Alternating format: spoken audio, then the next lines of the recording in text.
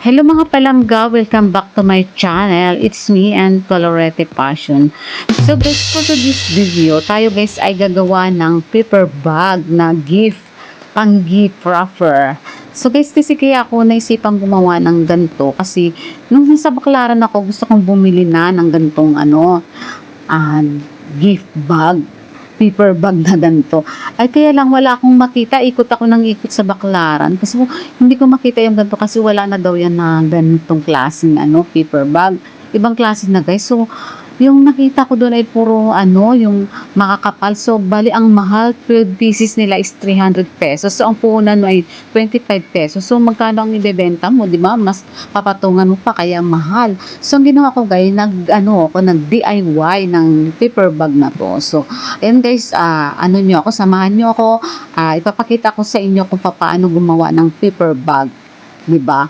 At ang benta diyan guys, mura lang. Yan sa akin ay only 15 pesos. Basta may mga gamit ka lang na na kumpleto. So ayan guys, samahan niyo ako at i-tutorial ko kayo. Kasi ito yung mga kailangan, itong glue stick, ito yung pinapakita. Hindi kasi pwede guys yung isang glue na basa.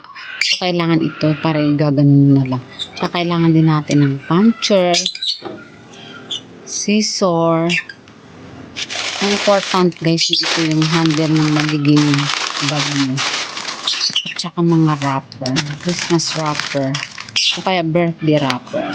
So, kailangan ko rin guys ng cartolina. Yun kasi ang ginagawa ko pang patigas dun sa ilalim ng bag. So, yun lang guys. So, start na tayo mga palangga. Ito guys, yung buong isang wrapper ay hinati ko sa gitna. Hinati ko lang siya. So, yan ang baling gagawin ko. Maliit muna. Ayan mga palangga, gayahin nyo lang yung ginagawa ko. Yan ang magiging guide nyo.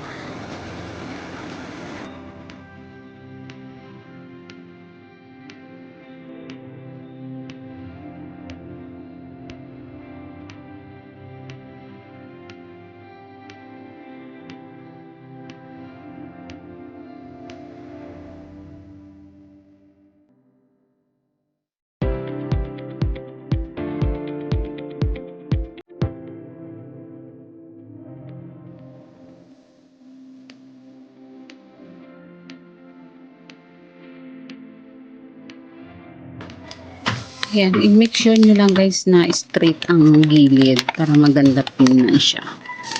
Yan. So, tapos, gaganon nyo lang siya. Yun yung tupi nyo sa gilid, yun ang magiging guide mo.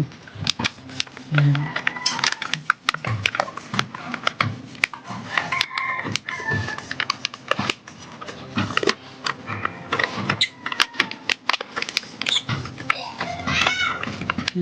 Yun din sa kabila.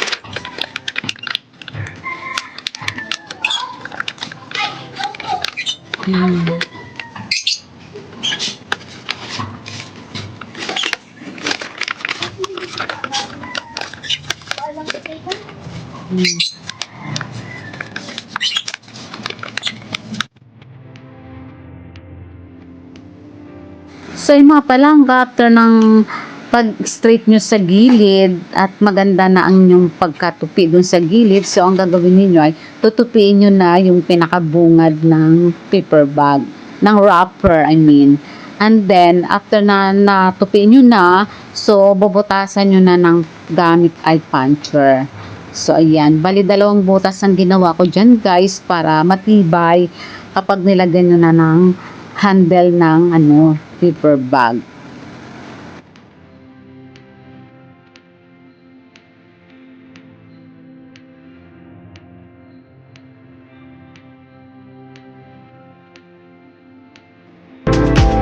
So yan mga palangga, nakita nyo na pagkatapos kong butasan ang wrapper, so ipapasok na natin yung handle. So yan ang guide mo guys. So yan, ayan ang ganda na diba. So ang gagawin ko dyan guys ay kukuha na ako ng Manila paper at ilalagay ko naman sa loob yan yung aking na yan, part 9 reject ko yan guys. So yan na lang ginawa ko. Instead yung white, ayan yellow na lang nilagay ko kaysa itatapon ko. So ayan, pinagkasya ko dun sa loob. Yan ang dinggit ko. Bali pang patigas dun sa loob ng wrapper ng zipper bag. So ayan mga palangga na gets nyo ba ang aking tutorial sa paper bag?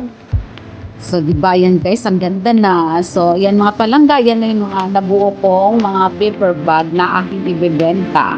So, madami-dami din yun guys. Kasi nung last year naubusan ako, hindi ako nakagawa. So, ngayon dinamihan ko na ang paggawa ng aking paper bag.